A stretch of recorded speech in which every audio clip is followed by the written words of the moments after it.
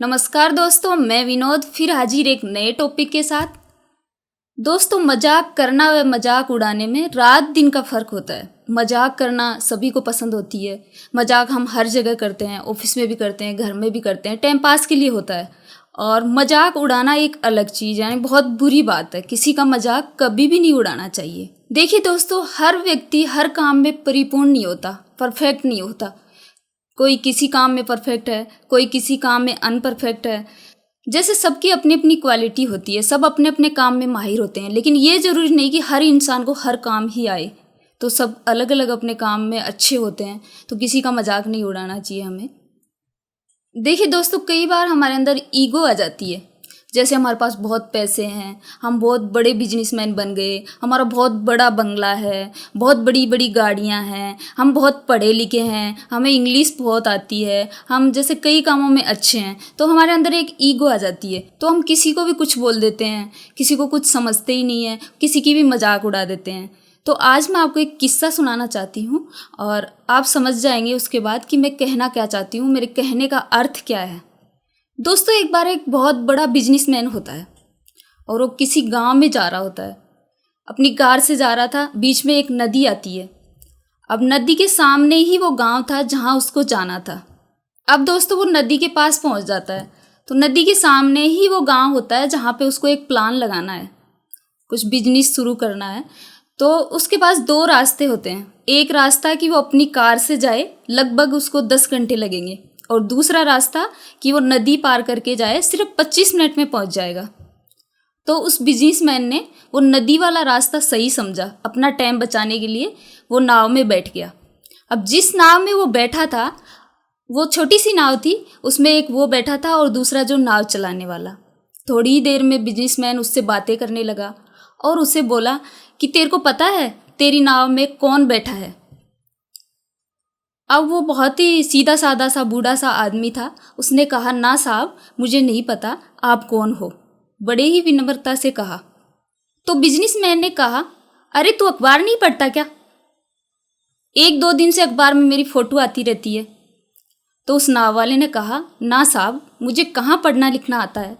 छोटी सी उम्र में माँ बाप मर गए थे, उसके बाद भाई बहनों का बोझ सिर पे आ गया, तो मैं छोटा सा ही पढ़ाई छोड़ दिया था और अपने नाव का काम शुरू कर दिया था।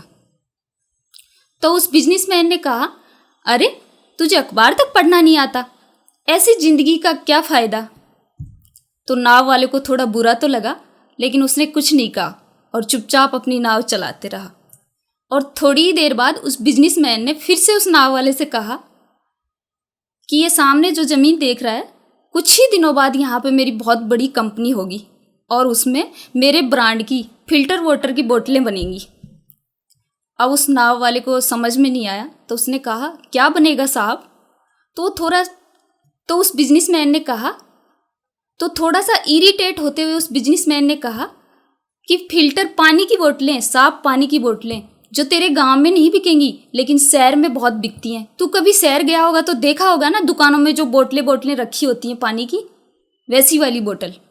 तो उसने कहा, ना साहब, मैं तो इस गांव से बाहर कभी गया ही नहीं। तो फिर से उस बिजनेसमैन ने उसका मजाक उड़ाते हुए कहा कि तू शहर ही नहीं गया, ऐसी जिंदगी का क्या फ़ायदा।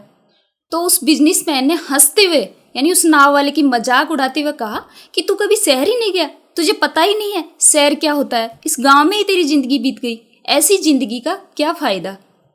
और ये बातें सुनकर उस नाव वाले को बहुत बुरा लगा और सच में उसको लगने लगा कि मेरी ज़िंदगी ऐसी ही है क्या? कुछ भी नहीं है मेरी ज़िंदगी में। मैंने शहर भी नहीं देखा, मैं कुछ पढ़ा लिखा नहीं हूँ, मुझे इंग्लिश भी नहीं आती।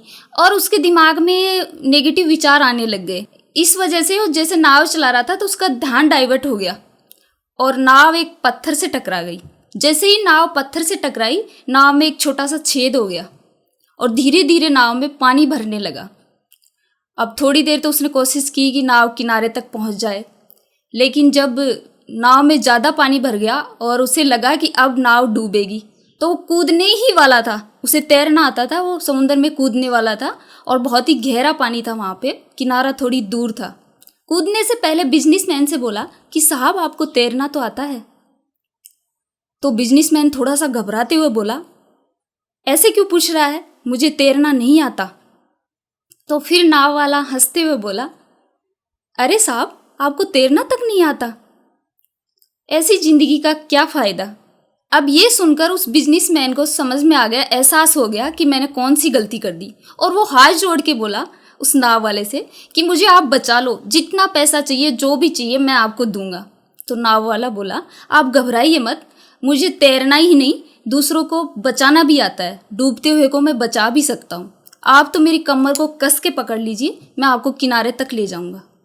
और उस नाव वाले ने सिर्फ ना अपनी, उस बिजनेसमैन की भी जान बचाई। तो इस कहानी से हमें ये ही सीख मिलती है कि हमें कभी भी किसी का मजाक नहीं उड़ाना चाहिए, क्योंकि हमें नहीं पता कब कहाँ किसकी ज़रूरत पड़ जाए।